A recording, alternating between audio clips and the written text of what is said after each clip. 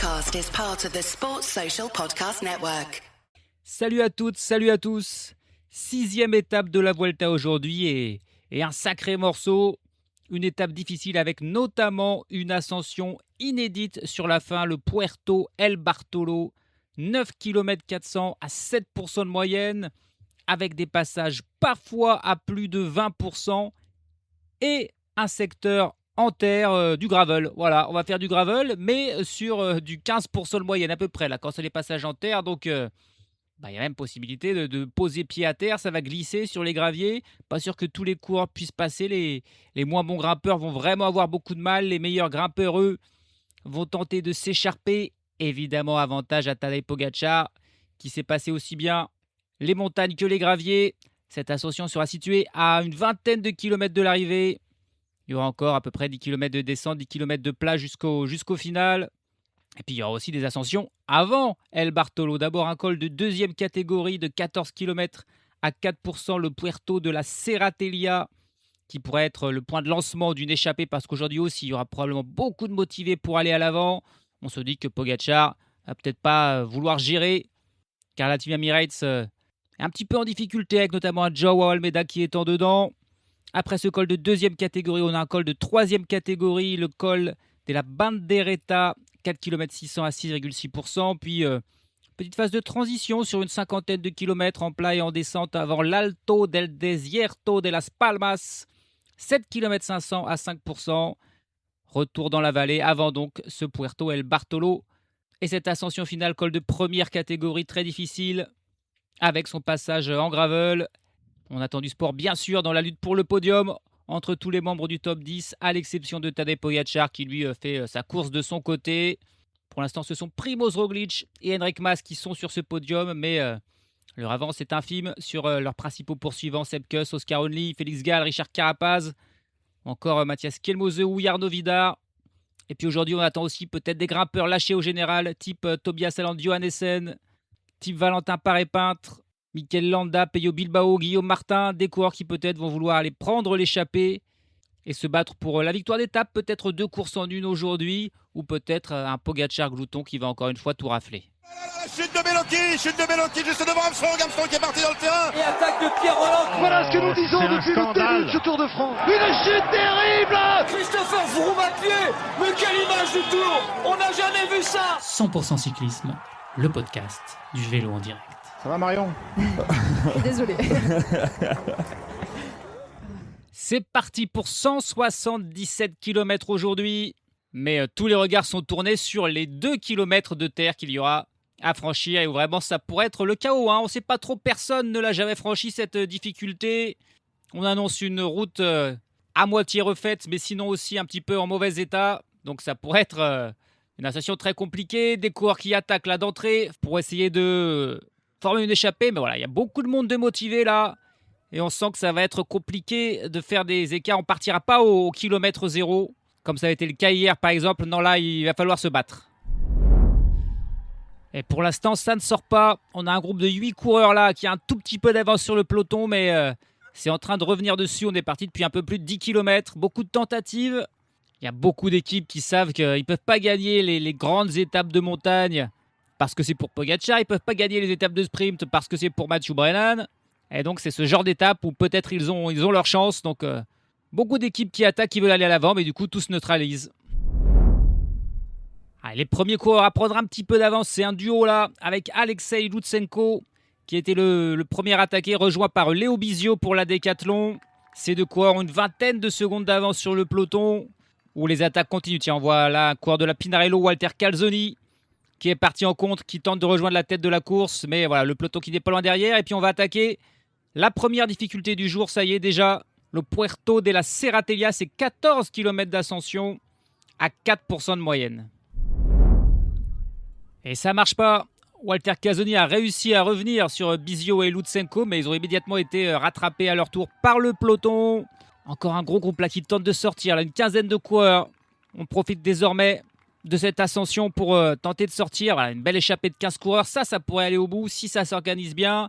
Si derrière ça laisse un petit peu sortir, mais c'est pas vraiment le cas pour le moment. L'écart est infime, seulement de quelques secondes pour ces nouveaux coureurs qui tentent de former l'échappée. Et finalement, on va arriver au sommet de cette difficulté sans qu'il y ait la moindre échappée. Ça va permettre peut-être à des coureurs qui visent le maillot de meilleur grimpeur de se montrer. On voit Santiago Buitrago. Ah ouais, Buitrago, pour l'instant, il ne réalise pas la Vuelta du siècle.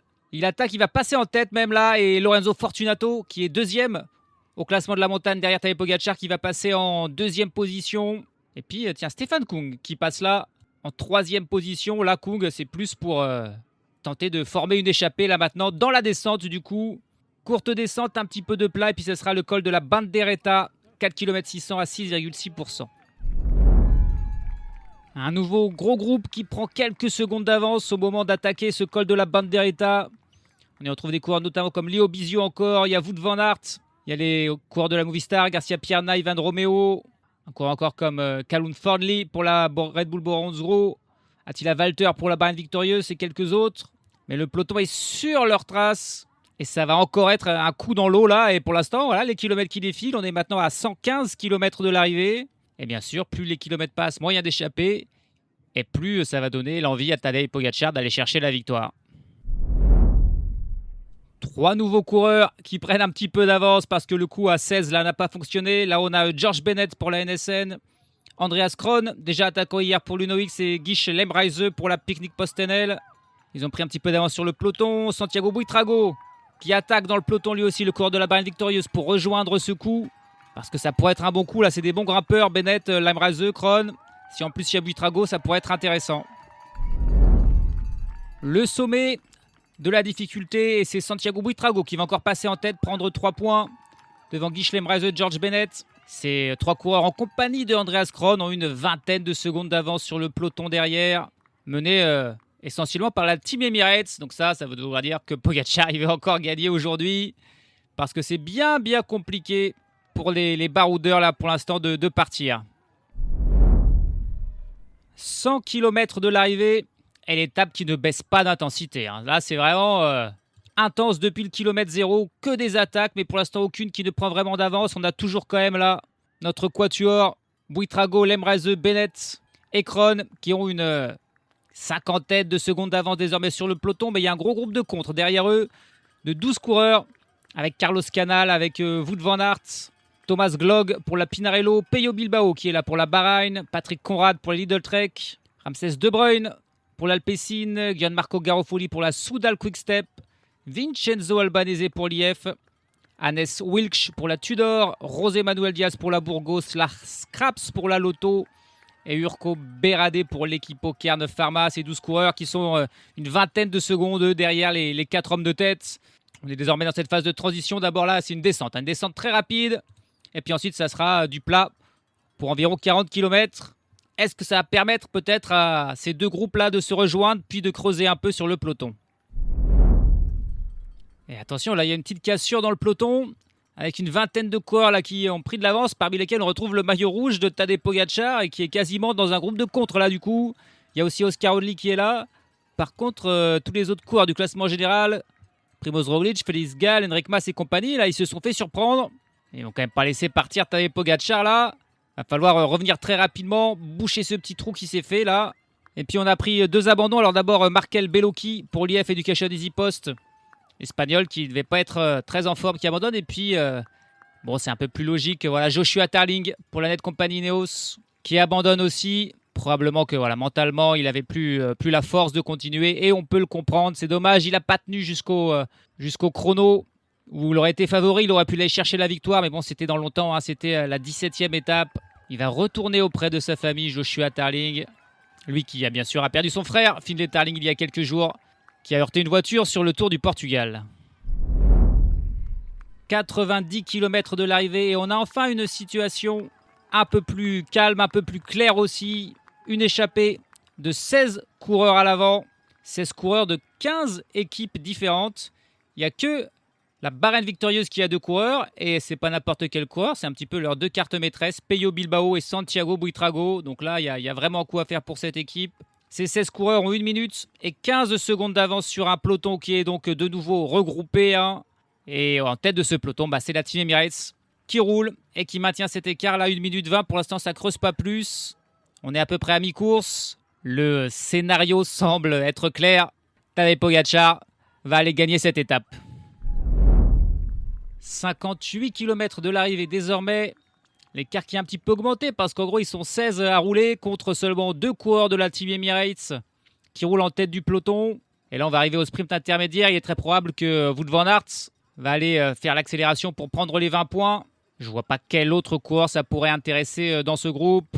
Allez, c'est parti. Il va faire l'accélération Wout van Aert, mais voilà, il n'y a personne qui va venir lui contester. En plus, il a été généreux. Il a beaucoup travaillé dans cette échappée pour l'instant, Van Aert. Donc, si on veut qu'il soit encore copain avec nous, fallait pas aller le chercher là. 20 points pour Van Aert, qui est désormais deuxième au classement du maillot vert, mais c'est toujours Tadej Pogačar qui en est le leader.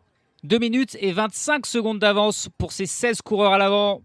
Allez, on va se refaire la liste rapidement. Carlos Canal, Wout van Aert, Thomas Glog, Pello Bilbao, Santiago Buitrago, Patrick Conrad, Ramses De Bruyne, George Bennett, Gianmarco Garofoli, Andreas Kron, Vincenzo Albanese, Hannes Wilksch, José Manuel Diaz, Lars Krabs, Guy Schleimreise et Urko Berade. Voilà, faites vos jeux.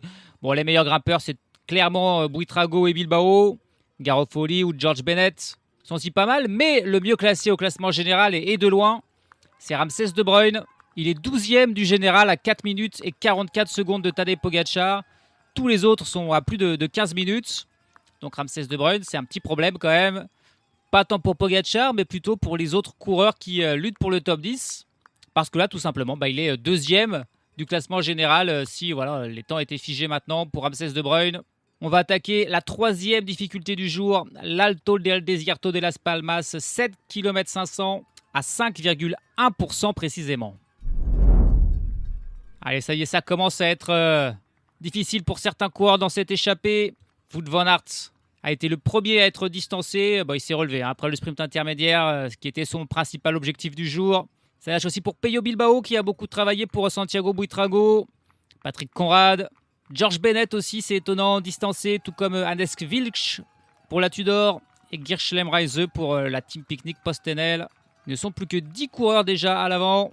Encore 3 km à faire dans cette ascension. Et puis dans le peloton, on a un coureur aussi en difficulté, c'est Lorenzo Fortunato, celui qui porte pour l'instant le maillot de meilleur grimpeur. Mais c'est pas normal qu'il soit distancé dans cette ascension. Ça lâche là aussi déjà par exemple pour Mats Pedersen, dont on se questionne un petit peu l'état de forme. Mats Pedersen, un peloton qui est là mené par Joao Almeida, qui est clairement en mode équipier sur cette Vuelta, alors qu'il reste encore Sivakov, Jevine ou Pablo Torres. Non, c'est lui qui travaille, Joao Almeida, qui ne sera même pas le plan B du côté de la Team Emirates. On va aller arriver au sommet de cette difficulté. Il y a 5 points à prendre pour celui qui passera en tête. Probablement, ce sera pour Santiago Buitrago. On va voir si les autres coureurs vont venir là aussi lui disputer. Et attention, il y a le coureur de la Burgos, José Manuel Diaz, qui semble aussi intéressé. Il va surprendre Buitrago. Il n'a pas été attentif du tout là, Buitrago. Alors, Buitrago, il menait tranquillement le groupe. Il était concentré sur son effort. Et José Manuel Diaz, hop, il a fait un tout petit effort pour le sauter sur la ligne. Il ne doit pas être très content, Santiago Buitrago. Il a perdu 2 points bêtement. Il n'était pas très vigilant. C'est le coureur de la Burgos là, qui passe en tête, devant Santiago Buitrago. Et désormais, c'est 10 coureurs qui vont s'engager dans la descente avec 2 minutes et 34 secondes d'avance sur le peloton. 10 km de descente environ, 10 km de plat. Et ce sera ensuite le moment décisif de ce Puerto El Bartolo. 9 km 400 à 7% de moyenne, mais avec des passages parfois à plus de 20% et une zone de terre qui est à plus de 10% de moyenne. C'est parti pour cette ascension très difficile du Puerto El Bartolo. Alors, le parti en gravel, ça sera évidemment sur la fin, au sommet. Et les coureurs de tête qui n'ont plus qu'une minute et 30 secondes d'avance, ils ont perdu du temps là sur la phase de transition, la partie plate. Ça sent vraiment pas bon pour aller au bout pour cette échappée. Andreas Kron qui accélère dans cette échappée, d'ailleurs suivi par Lars Krabs. C'est fatal à Patrick Conrad, c'est fatal à Carlos Canal. Pello Bilbao qui était revenu lâche de nouveau. Pour Vincenzo Albanese aussi, ça lâche, c'est logique. Mais la question parmi ces hommes de tête, c'est qui sera le dernier survivant. Mais j'en vois mal l'un d'eux aller chercher la victoire, même si pour l'instant le peloton n'a pas encore accéléré, roule plutôt au train, mais on n'a pas attaqué les pourcentages les plus durs encore. Cette fois-ci, on accélère franchement dans le peloton. Jevine a fini son travail, c'est au tour de Pablo Torres, et c'est le dernier équipier, Pablo Torres. Donc attention, l'attaque de Tadej Pogačar approche. Primoz Roglic est directement dans sa roue. Enric Mas, Oscar Oudlia un équipier, Félix Gall en a encore 2, Richard Carapaz en a encore un. Jarno Vidar est en difficulté là, à l'arrière de ce groupe, mais il n'y a plus grand monde. Il y a encore une quinzaine de coureurs seulement désormais dans ce peloton.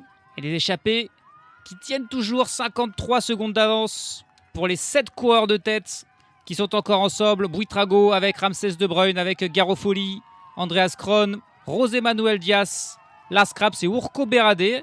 Les 2 coureurs de la Burgos et de la Carfarna qui sont toujours là. Mais attention, l'attaque de Tadej Pogačar qui ne devrait plus tarder. Et là voilà, le mouvement, l'accélération de Tadej Pogačar, 24 km de l'arrivée. C'est Oscar Oddly le premier dans sa roue, suivi par Primož Roglič, Henrik Mas, Richard Carapaz. Oula, Félix Gall par contre, je le vois pas, Sepp Kuss non plus. Pour l'instant, c'est Oddly qui est le meilleur des autres, qui est parfaitement calé dans la roue de Tadej Pogačar. Roglič a l'air aussi pas mal. Mas et Carapaz ont pris une toute petite cassure, mais sont quand même encore dans le coup. Cette fois-ci, il n'a pas réussi à se débarrasser de tout le monde. Tadej Pogačar, ils reprennent les échappées un à un. Il reste encore Ramsès De Bruyne là, qui a accéléré devant. Et là, c'est les passages les plus durs. Là, on est dans le passage à 20%. Il y a beaucoup de monde. Andreas Kron derrière lui. Santiago Buitrago qui s'accroche. Et là, forcément, dans ces pourcentages les plus durs, c'est compliqué pour tout le monde de suivre Tadej Pogačar. Voilà, Oscar Oddly qui lâche à son tour. Ils ont tous lâché. Attention, là, c'est tellement pointu que les motos ont du mal à passer. Faut pas gêner les coureurs. Pogačar, ça y est, qui s'est envolé. Pogačar s'est débarrassé de tous ses adversaires. Il n'a plus qu'à rattraper les échappés. C'est Ramsès De Bruyne qui est désormais seul en tête. Andreas Kron et Santiago Buitrago n'ont pas encore été rattrapés non plus par le champion slovène. Mais c'est une question de secondes. On y est dans la terre, on y est dans le gravel.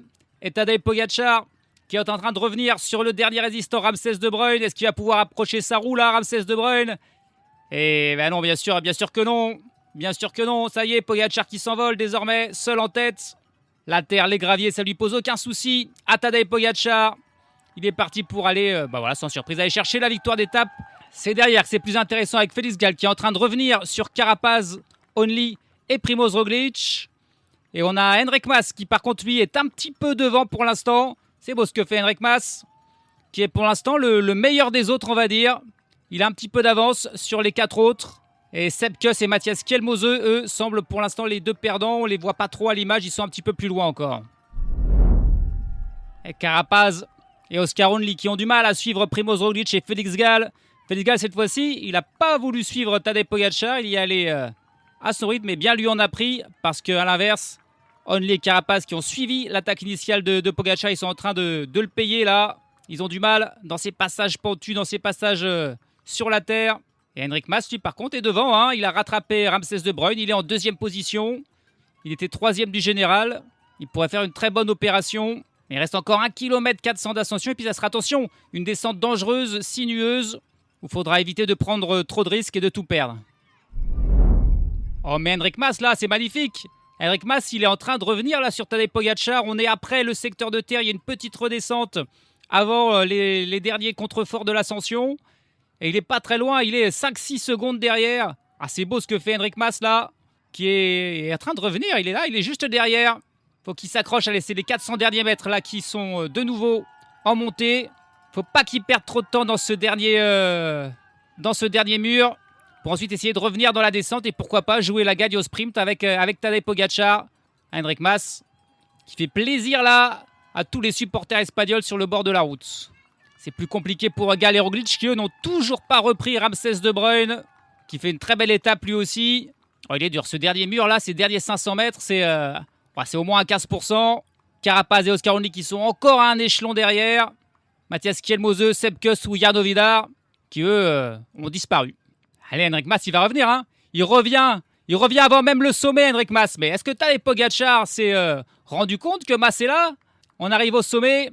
Henrik Mas qui va même faire l'accélération pour passer devant Tadej Pogačar juste au sommet. Et c'est lui qui va prendre les 10 points du classement de la montagne. Incroyable. Incroyable ce que vient de faire Henrik Mas. Pogačar là, il était en train de puiser. Il s'est fait souffler par Henrik Mas et il pouvait rien faire. Et du coup là, c'est Henrik Mas qui attaque la descente en tête. Attention, c'est une route très étroite. Faut rester vigilant. Mais finalement, la victoire qu'on pensait acquise pour Tadej Pogačar, c'est pas fait. Parce que Henrik Mas est avec lui désormais. Les autres sont un petit peu plus loin. Un trio, Primož Roglič, Félix Gall et Ramsès De Bruyne, qui passe à 35 secondes derrière Mas et Pogačar. Est-ce qu'ils peuvent encore revenir dans la descente? Pourquoi pas? Il reste encore 20 km, 10 km de descente, 10 km de plat. Cette étape est finalement plus serrée que prévu. Et attention là, Pogačar qui prend trop large dans un virage. Ouh, il est sorti de la route. Ouh, il n'est pas tombé. Il n'est pas tombé, Tadej Pogačar, mais il avait vu qu'Henrik Mas était pas très confiant, un peu trop prudent. Et du coup, Tadej Pogačar s'est dit, je vais accélérer pour le mettre en difficulté. Et finalement, c'est lui qui s'est mis en difficulté lui-même. Attention, attention. Il est sorti trop large. Et alors que juste avant, Henrik Mas avait fait signe à Pogačar de la main. Ok, on y va mollo. Et Pogačar, il n'a pas voulu y aller mollo. Il aurait mieux fait d'écouter Henrik Mas. Mais bon, c'est bon, il est reparti. Il a retrouvé la roue d'Henrik Mas. Et probablement que cette fois-ci, il va écouter l'Espagnol et descendre un petit peu plus tranquillement. Ça vaut pas le coup de prendre tous ces risques. Il aurait pu perdre la Vuelta là. Sur ce coup-là, il s'en sort bien. Parce qu'il n'y avait pas de précipice dans ce virage. Il y avait un petit terre-plein. Il s'en est vraiment bien sorti, Tadej. La banderole des 10 km de l'arrivée et l'écart qui se réduit. Henrik Mas et Tadej Pogačar forcément un petit peu refroidis là par son erreur dans un virage. Ils ont plus que 14 secondes d'avance sur le trio Primož Roglič, Félix Gall et Ramsès de Bruyne. Et puis il y a encore un autre duo qui est pas très loin, c'est Richard Carapaz en compagnie d'Harold de Terrada pour l'Exi Astana Team qui sont pointés à 33 secondes.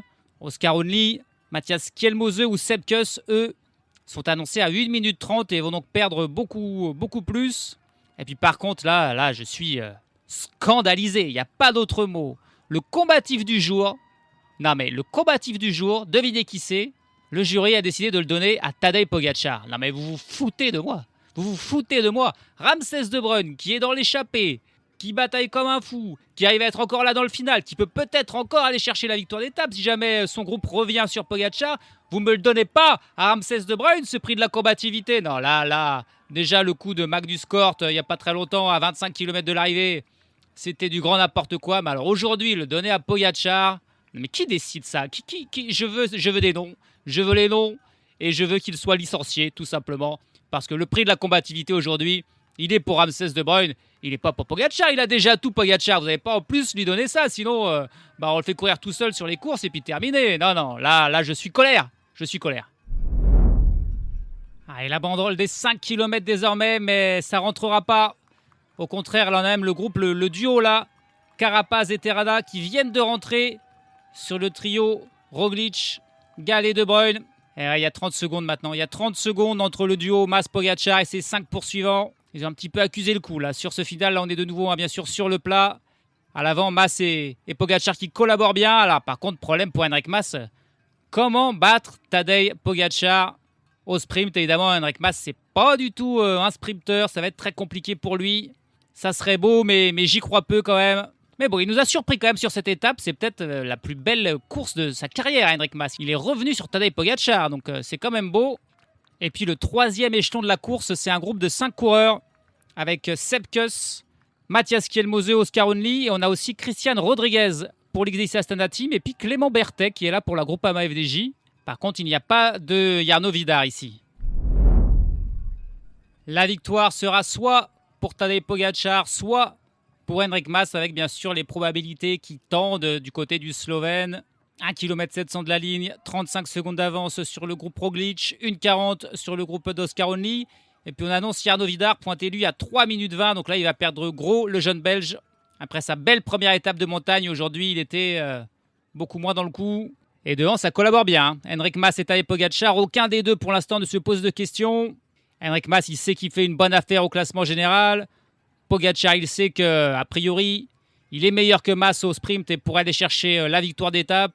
Donc ils ont tous les deux intérêt à collaborer, même si là on vient de passer la flamme rouge. Et Henrik Mas qui refuse le relais. Et il va aller chercher la victoire d'étape quand même, Henrik Mas. Allez, c'est bien joué. Tente-le mon grand. Et derrière, on s'entend plus trop. Ramsès de Bruyne, il passe encore des relais. Il n'a pas le combatif du jour. Ah, putain, j'en suis pas bien encore. J'en suis pas bien de ça. C'est pas possible. Mais bon, allez, on va se concentrer sur ce final. Henrik Mas ou Tadej Pogačar. Henrik Mas qui a refusé désormais de passer son dernier relais. C'est Pogačar qui mène. Mas dans sa roue. C'est une longue ligne droite jusqu'à la fin sur une grande route.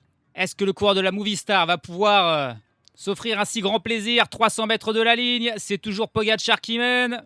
Allez, c'est parti. Hendrik Mas qui lance. Pogačar qui va pas lui offrir. Il fait son effort aussi. Et comment pourrait faire Hendrik Mas? Pour l'instant, il peut pas rattraper Tadej Pogačar. Pogačar jusqu'au bout. Hendrik Mas qui peut pas bouger. La victoire, elle est pour Tadej Pogačar. Hendrik Mas qui prend la 2e place. Ça sera doux amer. Malgré tout, c'est une bonne opération, mais il n'a pas pu, logiquement, s'imposer aujourd'hui. La 3e victoire d'étape de Tadej Pogačar. Ça s'est pas tout à fait passé comme prévu de nouveau. C'était pas en solitaire. Il avait Hendrik Mas avec lui.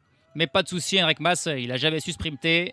Allez, le groupe derrière pour la 3e place. Il y a une petite bonification en plus. 4 secondes à aller chercher. Richard Carapaz qui mène. Ramses De Bruyne. Mais pour l'instant, c'est Carapaz qui est en tête pour prendre la 3e place. Ça va être a priori pour Carapaz. Attention, Ramses De Bruyne qui est en train de remonter sur la ligne. Ah, je pense que c'est De Bruyne. Je pense que c'est De Bruyne qui a sauté Carapaz sur la ligne pour faire 3e. Et ce serait amplement mérité. Magnifique étape de Ramses De Bruyne. Harold Terrada a dû faire 5e. Et puis Gal et Roglic ont suivi. Il n'a pas fait de cadeau, Tadej Pogačar, comme il a pu le faire sur le Tour de France avec Remco Evenepoel notamment. Là, il a été intraitable. Et une fois qu'il a lancé son effort, Hendrik Mas, il est resté dans la roue. Du début à la fin, un effort bien trop violent, bien trop puissant, bien trop explosif pour Mas qui termine 2e. Et Pogačar qui remporte une 3e étape sur 6. Le groupe Only qui arrive à l'instant après 1 minute et 40 secondes. Et seront un petit peu les grands perdants du jour. Un des grands gagnants, c'est Hendrik Mas qui a l'air satisfait. Là. Le petit check avec Tadej Pogačar, il est content de sa journée même s'il n'a pas pu gagner. Et bien sûr, le gagnant, comme d'habitude, c'est Pogačar. Il gagne l'étape, il est maillot rouge, il va augmenter son avance au classement de la montagne et au classement du maillot vert. Et en plus, il a le prix de la combativité. Ça, c'est pas sérieux. C'est pas sérieux. 22e victoire de la saison pour Tadej Pogačar. C'est quand même des statistiques improbables. Mais aujourd'hui, il est passé pas loin. Il est passé pas loin de la correctionnelle dans cette descente où il a pris trop de risques. Il a eu de la chance de sortir dans un virage où il y avait encore de la terre sur le côté, il n'y avait pas le vide. Sinon, ça aurait pu être dramatique. Il a réussi finalement à reprendre ses esprits et à aller battre facilement Hendrik Mas au sprint pour aller chercher donc sa 3e victoire sur cette Vuelta. La 6e en 2 Vuelta puisqu'il avait également remporté 3 étapes lors de l'édition 2019. Il va accentuer bien sûr son avance au classement général, mais le bon coup il est vraiment pour Hendrik Mas. Là, ça faisait très très longtemps qu'on ne l'avait pas vu à un tel niveau. Il fait 2e et puis il reprend au final 46 secondes. Ils ont encore perdu du temps dans le final. 46 secondes à ses premiers poursuivants et c'est donc Ramses De Bruyne, membre de l'échappée matinale qui termine 3e. Magnifique. Devant Richard Carapaz, Harold Terrada, Félix Gall et Primoz Roglic. Puis à 1 minute 38. Le groupe réglé par Christian Rodriguez devant Clément Berthet, Mathias Kelmose, Sepkus et Oscar Only. Jarno Vidar, lui, termine dans un groupe à 3 minutes 48 avec des coureurs comme Santiago Buitrago, Guillaume Martin ou encore Mathieu Riccitello. Par contre, des coureurs qui sont pour l'instant invisibles. Mikel Landa termine 73e à 13 minutes et 16 secondes dans le même groupe que Valentin Paré-Peintre. Joao Almeida, 110e à 20 minutes et 39 secondes. Tobias Aland Johannessen, lui, avait fait un peu mieux. Il a terminé à 7 minutes 19 et quand même loin de ses standards habituels. Et puis un gros groupetton qui est arrivé à 30 minutes et 22 secondes avec Domen Novak, l'équipier de Tadej Pogačar qui a fermé la marche. Aujourd'hui, on rappelle les 2 abandons sont de Markel Bellocchi et de Joshua Tarling. Au classement général, Pogačar a désormais 3 minutes et 34 secondes d'avance sur son nouveau dauphin qui est Hendrik Mas. Primoz Roglic est désormais 3e. Richard Carapaz et Félix Gall gagnent tous les 2 places. Sepkus et Oscar Only en perdent chacun 2 dans ce top 10. Ramses De Bruyne fait son apparition en 8e position devant Mathias Skjelmose. Et puis Harold Terrada aussi fait la bonne opération du jour et entre lui aussi dans le top 10. Jarno Vidar désormais 11e et puis Jay Vine 19e sont les 2 coureurs à sortir de ce top 10. Dans les autres classements, Pogačar a 102 points au classement du maillot vert. Wout van Aert 2e en a 69 et Brennan en a 60. Au classement de la montagne, Tadej Pogačar a 29 points et c'est Hendrik Mas désormais son premier poursuivant qui a 14 points. Lorenzo Fortunato en a 13 et puis pas de changement au classement du maillot blanc, mais ça s'est joué à pas grand chose. Oscar Only est toujours leader pour 3 petites secondes d'avance sur Ramses De Bruyne. Par contre, Jarno Vidar, lui, est désormais beaucoup plus loin, pointé à 2 minutes et 31 secondes. Demain, nouvelle étape de montagne et puis surtout, ça sera la première arrivée au sommet. Ça va graduellement monter avec des cols de deuxième et de troisième catégorie en cours d'étape jusqu'à un col de première catégorie pour finir à Ramon Valdelinares, 10 km à 6% de moyenne. Est-ce que Tadej Pogačar va continuer à tout rafler ou est-ce qu'une échappée aura enfin le droit d'aller se disputer la victoire? Ça sera la principale question en plus de la lutte pour la deuxième et la troisième place avec Enric Mas qui pour l'instant est le meilleur, mais la route est encore longue jusqu'à la fin. Il y aura forcément des retournements de situation et des surprises dans ce classement annexe derrière l'intouchable Tadej. Salut à tous, salut à toutes.